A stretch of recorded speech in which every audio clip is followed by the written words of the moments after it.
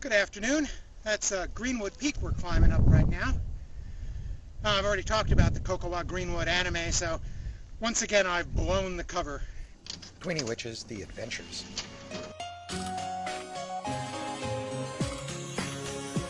Tweeny Witches is the whimsical title Anime Works gave to its English language release of Mahou Shoujo Tai Alice.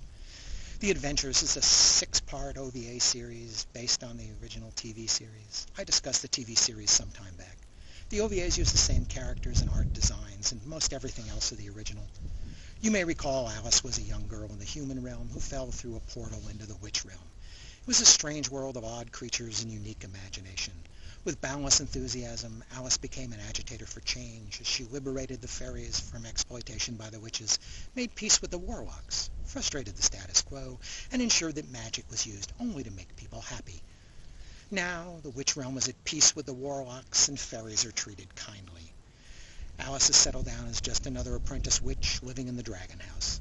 She shares that home with the senior apprentice, Sheila, who is still strict and studious as she teaches magic to the junior apprentices, and with the kindly but bumbling Ava. The Adventures OVA are a set of 6 independent stories about the witch realm. Each is told in 2 parts, but the episodes are only 15 minutes long, so it's like 6 normal episodes, about 2.5 hours total for the set. The stories this time are all standalone without a running plot. First, the traveling magical library arrives and gives Ava a new and unique recipe for fish head soup that causes trouble for the trio. Witch realm cookbooks are awesome. Sheila mentors some junior witch apprentices on how to raise a rare baby fairy, which turns out to be a little more difficult than it seems.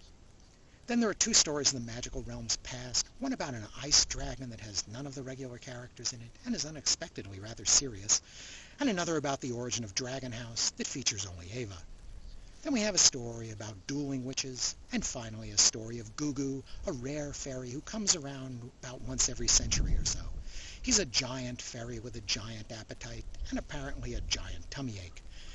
Everyone turns out to see him just like you would Halley's Comet.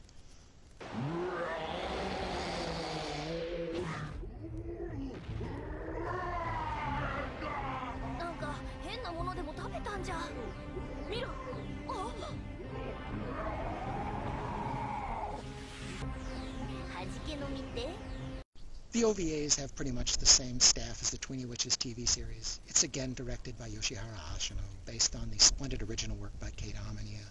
It uses the same lively music of Tsuneya Terashima, and it has the same lively opening and Strauss ending sequences.